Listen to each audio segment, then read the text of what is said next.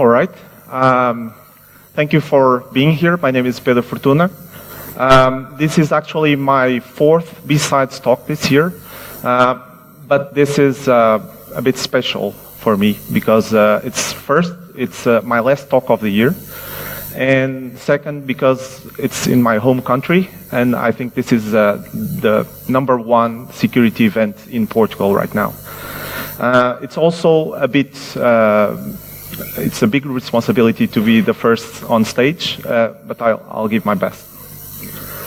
So about me, I'm a founder and CTO at JScrambler, a Portuguese company. In the last few years, I've mostly worked in security, in client-side application security, more precisely in JavaScript code protection. But before that, I've also worked extensively to design solutions to detect bots and anything related to man-in-the-browser trojans, to malicious extensions, will definitely get my attention. So for today, we'll mostly focus in man-in-the-browser attacks against crypto exchanges. But first, we'll just establish what is man-in-the-browser attacks. Then we'll cover some of the defenses that we found in some crypto exchanges. Then we'll get our knees deep into the main topic. And finally, at the end, we'll get into application real-time monitoring, which is a new approach that we have been working on in the last couple of years. So for ones that don't know exactly what is a man-in-the-browser attack or might be confused about it, it usually starts by some sort of phishing attack. So you receive an email just inviting you to just click in some link or to download an attachment, and this is how it all starts. So most of the websites, they have thousands or even millions of users. Of course, most of those users won't fall for this, but as we know, there's always a percentage of users that will actually fall for this, and that is enough for the attack to be profitable for the attackers. So once you click that, you basically infect yourself with a Trojan. This Trojan will then proceed to download its own configuration. Usually it has at least a list of web injects, which is just a big file with a bunch of targets. And usually it has an URL, which is the target.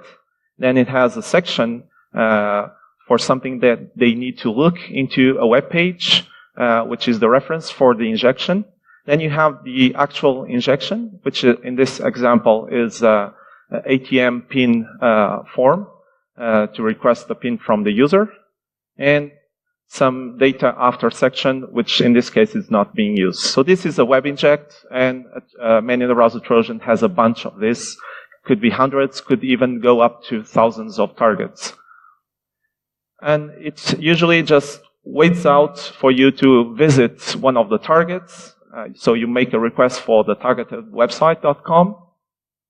Then you receive the page without any modification at that point in the network.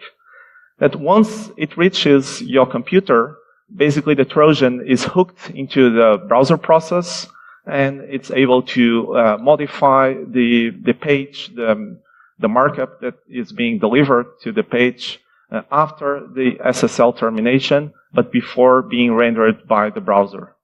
So what really happens is that at that point, it's able to modify the whole content of the page. It doesn't matter. It can modify HTML, XSS, JavaScript, whatever. And you are basically running a modified malicious version of the page.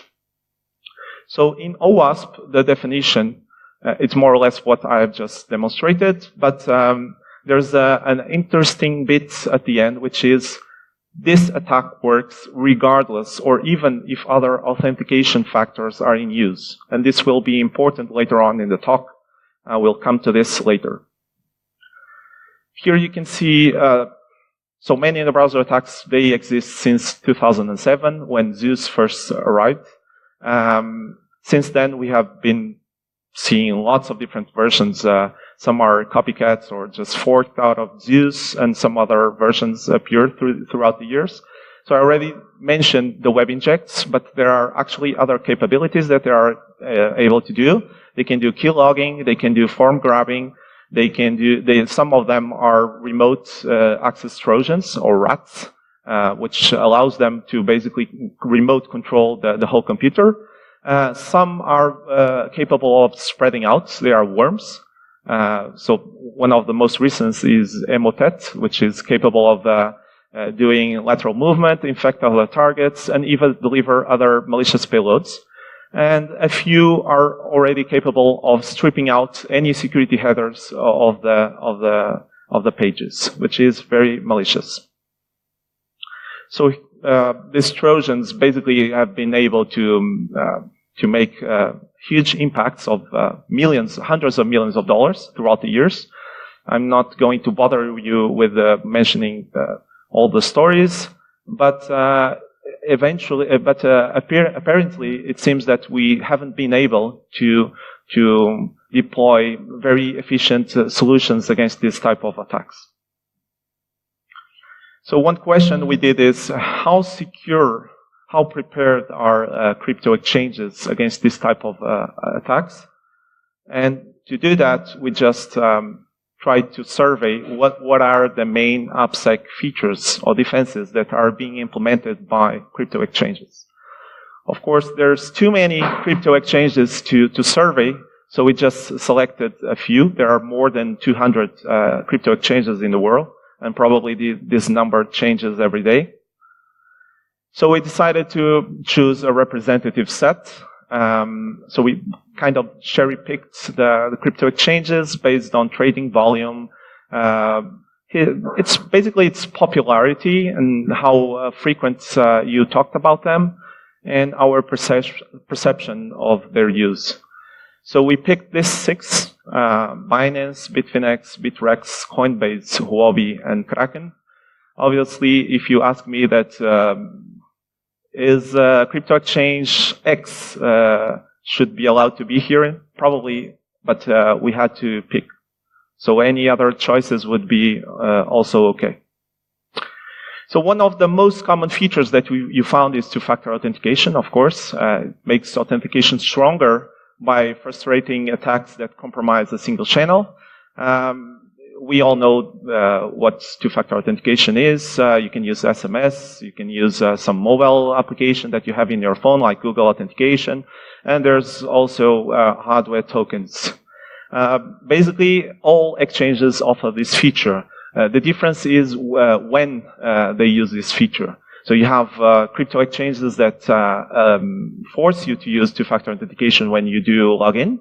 Others that force you to use it when you do withdrawals, when you change your password, your API keys. If you do any change to your security settings, probably it's a good idea to ask you for a two-factor authentication as well. So the rule of thumb is anything sensitive should trigger a two-factor authentication.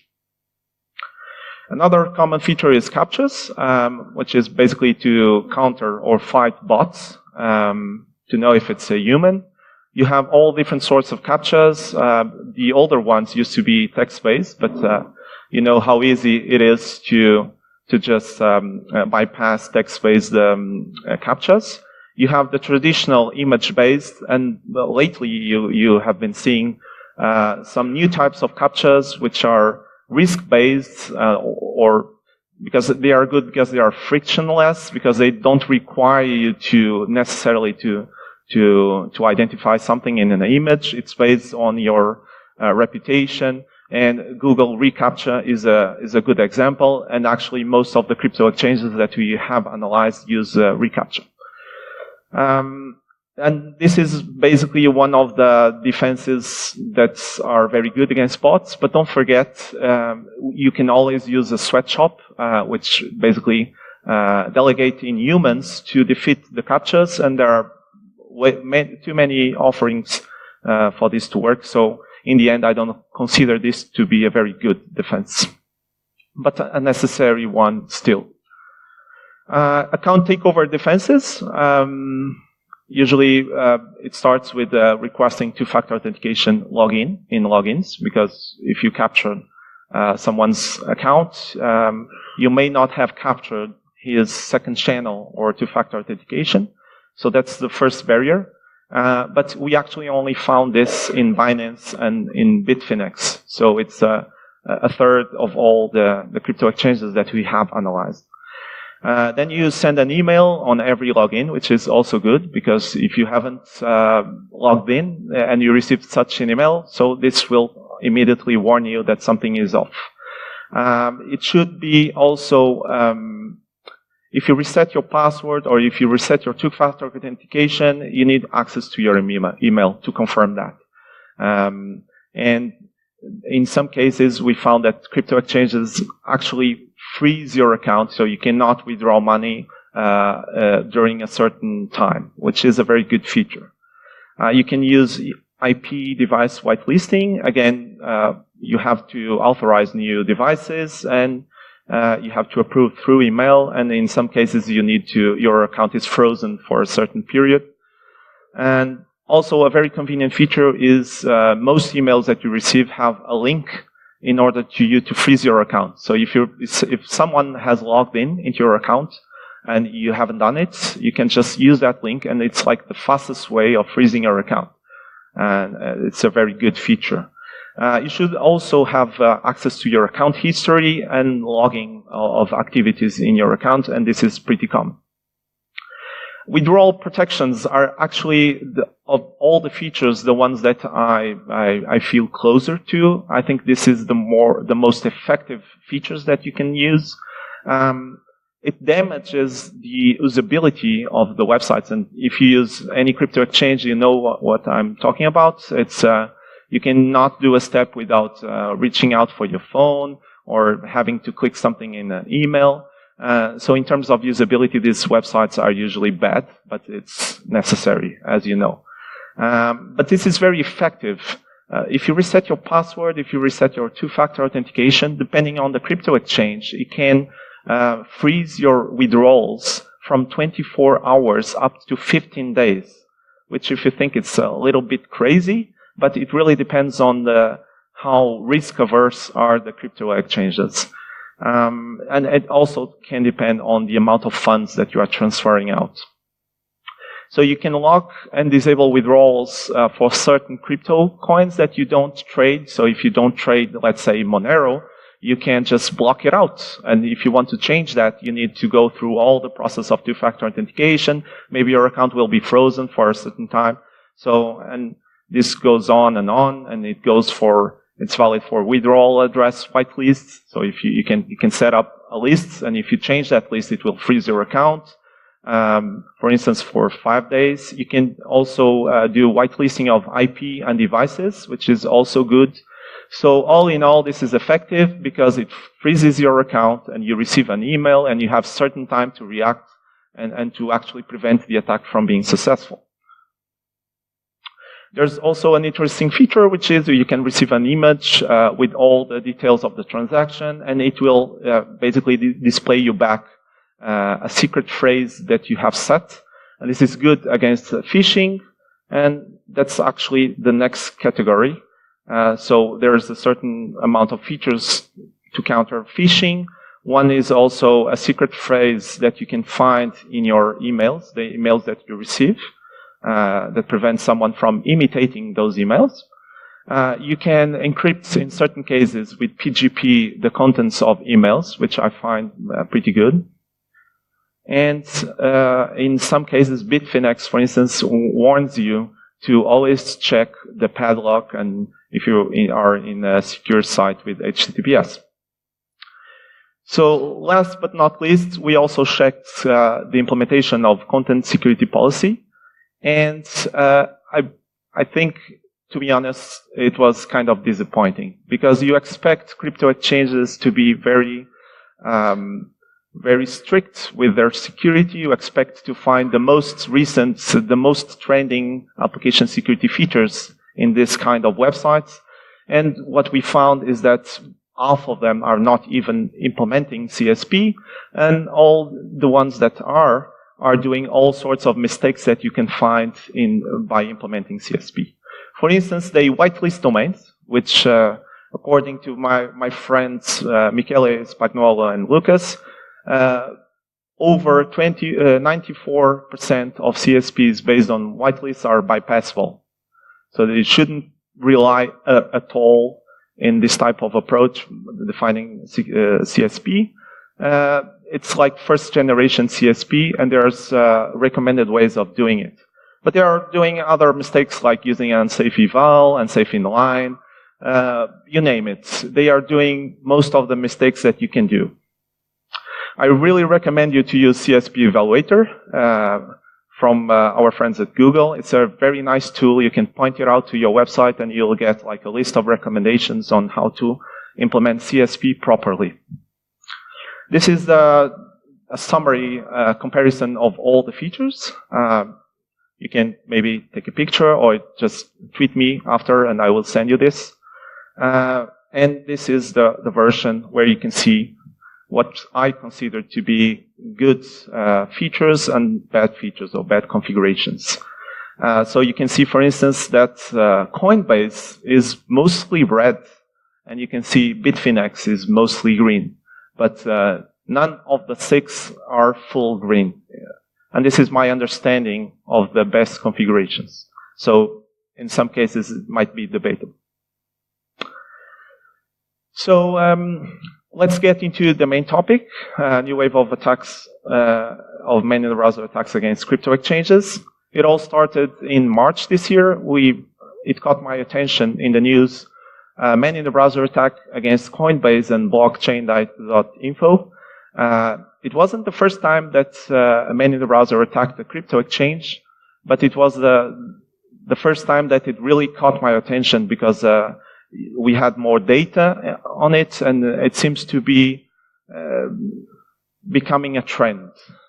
So I immediately started working on this, our team as well, and we reached out for a couple of researchers that published this white paper from Security Scorecard. And what we found from this paper is that it was actually a Zeus Panda strain, and it was targeting these 2 websites among many others, many banking websites. So from the white paper, you can see some interesting details. For instance, this is the first stage web inject. This is always injected into web pages from these targets. In this case, this is specifically for Coinbase.com. And it's a bit obfuscated, but it's really very easy to reverse. It's not a very good obfuscation. So if you just work on it for a little, you can see like the basic things that it's trying to accomplish. It's basically waiting for the page to load, and then it just fetches another script, the malicious payload, that is that can be always different because it's dynamic. The attack can evolve. At any given point, you can download more evolved payloads. So, but we wanted more details. It only shared details about the bot, but not the payloads, and the C2 endpoints were no longer active. So we reached out for the Dowina and Catalin, and they were very helpful. They shared what they had, further details on the attack, and it basically allowed us to further understand how the attack was going on, and they shared the payloads, actually. And that allowed us to reverse engineer what the C2 was doing and implement our own C2. So in this case, we implemented a proof of concept, and this is what I'm going to show next on the attack. And we implemented the injection using burp proxy because why not? This is a POC. So this is what we know from the attack after researching a little bit. So the user visits Coinbase.com. The first stage is injected by the Trojan, and this is always injected in every page of the website. Credentials are first exfiltrated in the login form. Then the Trojan, after you log in, it presents you this message saying that we detected unusual activity in your account. So it's pretty seamless. You don't immediately know that this wasn't supposed to be there. It's pretty convincing, and I would guess that most users would fall for this for sure. So at that moment, it requests you a 2-factor authentication token. So you reach out for your phone and you just give the two-factor authentication token to the attacker in this case. So Coinbase.com didn't request this two-factor authentication. So, and it uses that token to downgrade the security settings. And this is, in my opinion, one of the mistakes that they have, is that they allow you to downgrade the security settings. So usually it says that if you can read in the bottom, any amount of digital currency requires or triggers the request of two-factor authentication. In this case, if you have one token, you can downgrade to never. And it says least secure, but the guy that's being attacked doesn't know about this. It happens on the back. So in this particular attack, this is done inside an iframe, so it adds an iframe to the DOM, and because it wasn't a completed, a fully finished attack, that iframe was still visible. So obviously, in a finished attack, that iframe wouldn't be visible at all. Okay? So it then disables you, prevents you from going to the security settings. If you go there, you just see a message saying something went wrong, and please try again later. So you cannot tell if the security settings were downgraded or not. So, and it stops here. It doesn't do any more thing, but our guess is that the next task would be to just exfiltrate funds out. And in this case, at Coinbase, there's nothing really preventing you from doing this. So you already disabled all two-factor authentication tokens. There's no freeze list in Coinbase, so you could just very easily exfiltrate funds. This is how we replicated the attack. So we just placed Burp proxy next to the client, and it basically applies the first stage web inject. We strip CSP and X-frame options using Burp proxy as well, and I will explain you later why, because initially you didn't need to do that, but after the attack, Coinbase implemented further security. We configure the browser to use the proxy, okay? And that proxy, through that proxy, the malicious payload will talk with our C2. That is our own implementation of the C2. All right, let's go to the demo.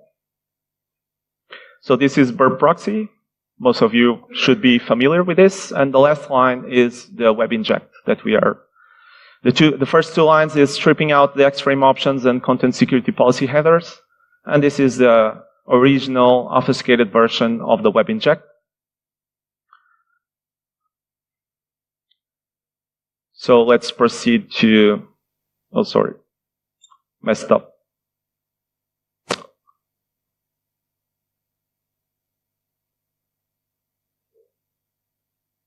Let me fast forward this a bit.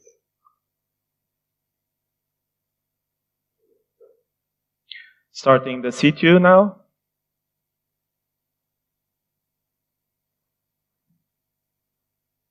In this case, it was running from the same machine, but doesn't matter. It's a POC. And now let's go to Coinbase. Let me try to save some time. Log in. So right now, one thing is already happening. That sign-in button is an injected version that has been placed on top of the original sign-in button. So what it does is you click on sign-in, and then it captures your credentials. They also disable the enter key. So if you just click enter, it doesn't work. So this is the normal two-factor authentication that you are forced to go through when you log in. And now when you land in the dashboard, you begin seeing this message: we detected an unusual sign-in activity. Then it asks you for the two-factor authentication token, and the guy just reaches out for his phone and starts giving away a free two-factor authentication token to the attacker.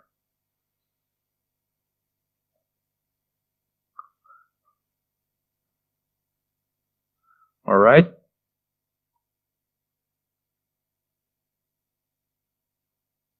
So in the original attack, you would see a visible iframe as well. So we just remove that because it's more interesting this way.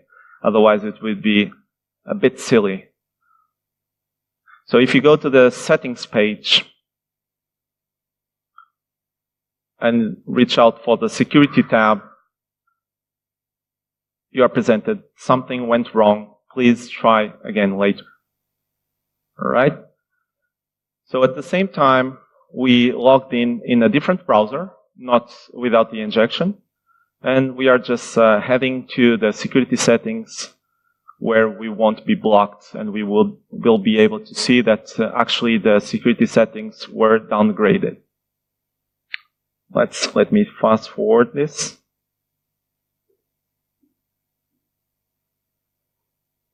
All right. Settings. Security settings, and as you can see, never. Okay? Can you see that? Can you read that? Not very well? Okay, it's never. All right, moving on. So the insights from doing this, it's a very noisy attack because the first stage web inject is injected in every endpoint of that website. So if I were to implement this attack, I would only inject the first stage web inject in the endpoints I would want to actually do something. So it's a little bit noisy. It uses a state machine to control all the phases it's in. And the code seemed very experimental, like script kiddie work. It wasn't very, it was very poorly written JavaScript. So again, the visible iframe, this is for sure an indication that the attack was still being built, but it was found in the wild. So there's a function for exfiltrating funds, but the attacking code had a return statement just at the very beginning of that function. So if they remove the return, you have further logic just trying to exfiltrate the data, the funds, I mean. So the one takeaway from this is that two-factor authentication, be it SMS or Google Authenticator, in regards to many of the browser attacks, is not a real barrier. It's not a barrier at all. It just reduces the usability of the website. I still think that you should have them, of course, because there are other attack vectors. There are other ways of attacking attack that will actually be stopped by the two-factor authentication. But in terms of many in the browser or malicious injections from extensions or wherever, it won't do anything because it can trick the user into giving away a two-factor authentication token. So, and it can be very seamless. It can even fool a security professional, I think. It's very, unless you know a deep knowledge about the website and how it works and what it can ask from you, you will probably be tricked. So since then, Coinbase has disabled iframing of their website. So this was actually one of their mistakes. They allowed iframing of their website from within their websites. And since then, I think they were actually the only crypto exchange from this list that actually implemented or disabled iframing from within their website. So what can you do? You can follow the usual man in the browser recommendations, which is maybe grab for a live distro and just go to your crypto exchange. But that's, in my opinion, that's hurting the usability even more. If you have to do that, probably, forget about usability. So we think there's other ways of doing it. So the question is, what if we can detect the injection and do something about it? So this is more or less the question that we had a couple of years ago when we started working in application real-time monitoring. And let me show you what is application real-time monitoring. So it consists in two pieces. A real-time monitoring agent. This is extra JavaScript that you put inside the website. And it continuously monitors for any tampering to the DOM, to JavaScript, or to event handlers, poisoning, etc. And it does that by leveraging mutation of servers, checksumming of certain parts of the website, and implementing poisoning detection techniques. So whenever something is detected, it's sent to the other piece of this solution, which is the real-time monitoring backend, and it crunches and tries to determine if it's not a false positive, and it tries to classify the level of maliciousness of the attack, and then it sends the classified evaluation of the attack to the backend of the application. And this is done in real time. So in a matter of 1 second or two, your backend will know whether or not something is happening on the client side, what kind of injection, and it can decide whether or not to kick the user out of the session, or just disable certain parts of the website, or just freeze account withdrawals, or whatever. It's up to the backend to decide and to set policies that make sense for that particular website. So, and with that, they can react also in real time. So this solution is a whitelisting approach. It means that it can detect any kind of injection, new injections, or if you want 0-day, or although 0-day is something that we call vulnerabilities, which this is not. It has different levels of sensitivity, uses machine learning to tell whether or not this is a modification that is expected for the website, because today's websites are very dynamic. They change a lot throughout the lifetime of loading a page and reacting to events in the page. But it also supports signatures, so you can identify what you know and have client-side countermeasures to react to what is happening on the client side. So you can do what we call DOM healing, which is basically, let's say, a bunch of markup has been injected into the DOM. So you can remove that in a split of a second, but that requires a signature. You can redirect the page to another URL. You can delete cookies. You can execute a callback on the client side. And this is done on the client side without going back to the backend. So obviously to do this, because our own agent can be a target of the injection, you need to be able to have some sort of attack automation prevention. So you need to use polymorphism, JavaScript obfuscation, tamper-resistant code, and make things unpredictable for the attacker in a certain way. Or if the attacker is able to somehow modify the code, you have to be able to react using tamper-resistant code. This agent code can also be mixed with the code of the web page, which makes it harder for the attacker to just cut out the agent code and just leave all the other code in the page. So it will be fully blended together. So now let me show you how it works using the same example, really. So we are going to inject our agent using Burp proxy, because we are not working together with Coinbase in this case. Otherwise, they could just install it. This is the dashboard, which is now completely clean, so nothing was detected so far. And let's go to Coinbase.com and see what happens.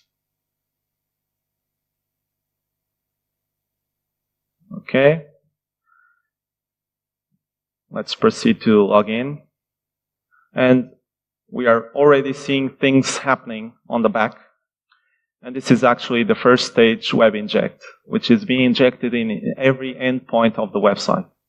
So we can see the details, we can see the endpoint, we can see the injection. So it's a one-liner loading further JavaScript code from a certain URL.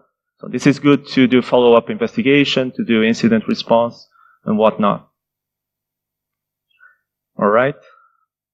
And this is the other one. So after loading the second stage payload, it removes the first stage from the DOM. So this is the login page, and I told you before that there's the tampering to this page. Let's see what we are able to detect. And as you can see, it's pretty fast, so it's something that it can load even before the user has time to log into the page. And we can already be doing some countermeasure or just, and the backend will be warned. And probably within time, hopefully, for refusing the logging into the account. Okay? So let's proceed anyway. We could be reacting at this point. But I will go into the very end, like before, just for you to be able to see the whole attack.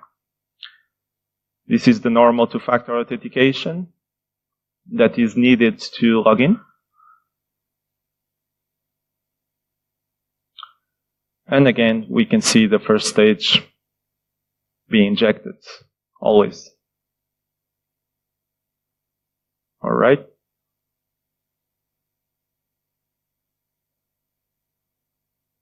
So remember before, initially, when we talked about man-in-the-browser attacks, and I said that regardless of other authentication mechanisms that could be in place, this is what I meant. You have two-factor authentication, but it's bypassable. So here you can see the detected unusual sign-in activity part. And you can see various parts of the injection. You can see a data URI, which is probably that image that you are seeing in the bottom, the mobile phone. Let's see it. We can grab it. Just paste it into the browser. This is the spinner, the original spinner that you see. Okay. And there's other injections. You can see DOM tampering. All right. And this is the other part that loads afterwards, the mobile phone, and requesting the two-factor authentication from the user. With all of this information, we could be reacting, we could be responding back and stopping the attack. Let's proceed. Just insert the two-factor authentication token. And the attack will be finished.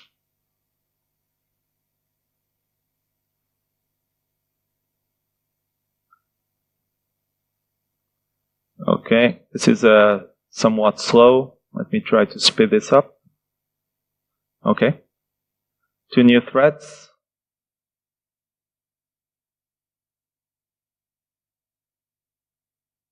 All right. You can see a data URI there. So it's probably the second image. And now let's reach out for the security settings page, because we know there's further tampering in that page as well. Just click security, and you can see in the back additional tamperings are happening. So let's see the final example.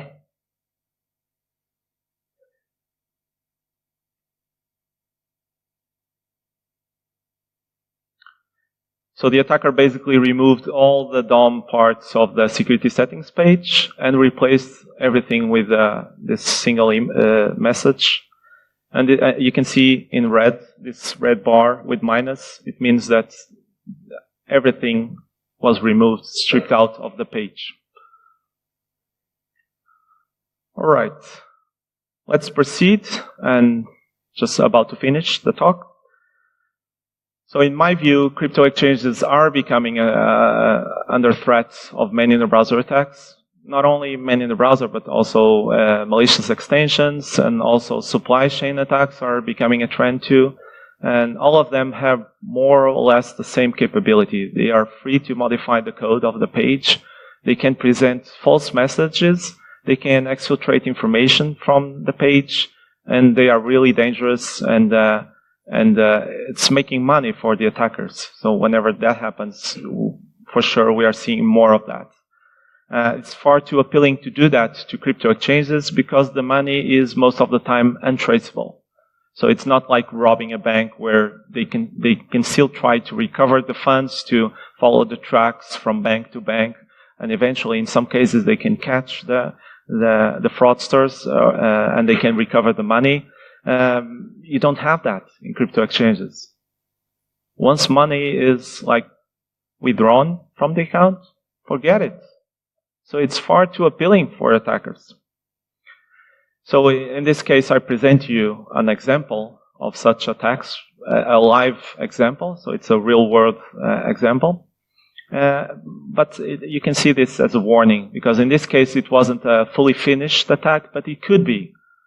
So 5 more minutes, and this attack could be exfiltrating the funds from the account. So another thing that's very important, like I said, two-factor authentication is not the answer for this type of attacks.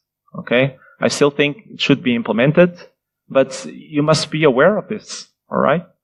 There's all sorts of attacks that are able to fully tamper with the client side. I think there's room for exchanges to improve their defenses. After our survey of what they are doing, definitely I think they can reduce the attack surface. They can put further barriers for this to happen. I think account freezing or withdrawal freezing is a good measure, okay? Especially because attackers, if they, let's say this attack, the attacker needed to downgrade the security settings. Imagine that they had implemented freezing the account for 24 hours. This would actually prevent the attack from being successful, probably, because the user would see an email and would probably be able to do something to prevent the attack. But let's say the user was actually exfiltrating the funds out, okay? And let's say that in this case they wouldn't freeze the accounts based on the destination account number. So the user would probably receive an email telling him that he just done a withdrawal, and that wouldn't be strange because he actually done that. And the only thing that the attacker would need to do in that situation is to change the destination account number. Okay, so further freezing and further risk reduction would be needed, like whitelisting the destination account. That would be effective as well. So I think the attacks will definitely grow to be more creative and fully automated, and you don't need to be an expert in JavaScript in order to do that. So we started working in this approach, application real-time monitoring, which basically changed the assumption. We just assume that tampering will occur because there's nothing really effective to prevent the tampering, and try to detect the tampering and have real-time reactions to that. And we think that can be a real help in preventing some attacks and reducing the risk. So you can deploy custom policies even for attacks that you haven't seen before, and you have very good information to study what happened and to just do further investigation. You can see the URLs where the information is sent to, and this is information that you don't have available because it all happens on the client side. Usually you don't log that at all. You don't have this information. Unless it's some information that is going through the server, you won't be able to know what's happening on the client side.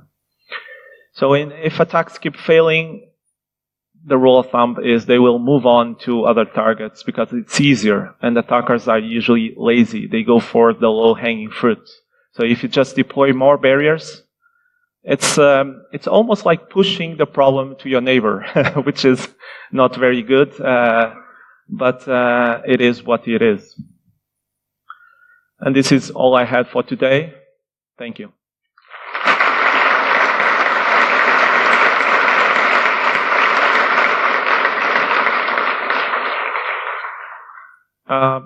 Do we have time for questions? Yes, we have. Okay. Do we have questions? All right. Where is it? Okay. Thanks. Hi. It's not entirely clear to me, where's that in order for the user to type a code for the two-factor authentication, does it mean that there was actually a push from, like a legitimate push from the website, or is this the kind of two-factor authentication where a code is generated like all the time? Well, actually, think about Google Authenticator. You can reach for Google Authenticator all the time, and, it will give you a one-time password. All right?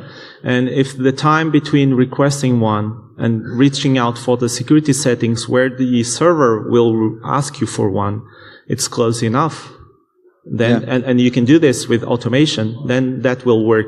Right. So would it make things harder if this was the kind of two-factor authentication where you send a code? Well, let's see. In this case, they would go for the security settings after receiving the two-factor authentication, but they could do it the other way around. They could load the security settings page, ask for the server to request a two-factor authentication, but synchronize that with a message to the user telling him, give me a two-factor authentication because of this reason. So the only thing that wouldn't work, in my opinion, is that if, let's say, it was using SMS. If the SMS message would tell the user specifically that it's requesting the two-factor authentication for this exact purpose, so they would be able to see to downgrade the security settings. Okay, that would be kind of could be effective, because in that sense, they would be warned. But Google Authenticator, you cannot have that. Even hardware tokens won't give you a personalized message to the user. Yeah, perfect. Thank you.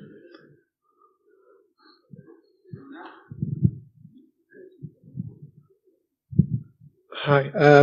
One question regarding this solution. Is this something that we need to have in the server side, protection for the server side, or is this something for the browser? Because for me, what I understood, it's something it's an issue in the browser, not in the server, right?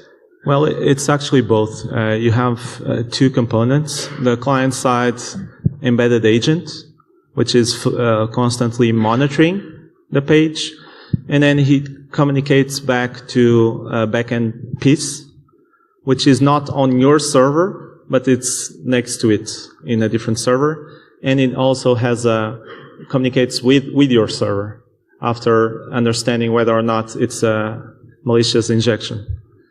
So there's two pieces. You have a client side and a server side piece. But that's for the solution. I was asking for the attack itself. Is it something for the attack? The attacker, yeah. It's just server side, right? In the browser. Well, it's a traditional man in the browser attack. So it's so the latest, more recent attacks from man in the browser, they actually download dynamically a new payload, a JavaScript payload. So it's definitely client side, fully client side, but it communicates with a C2.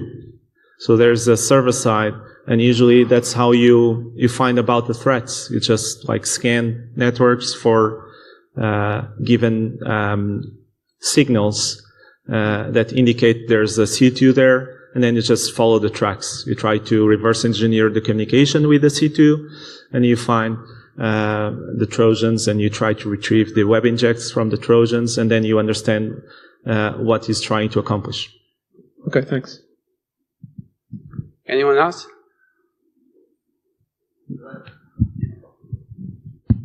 Hi, sorry.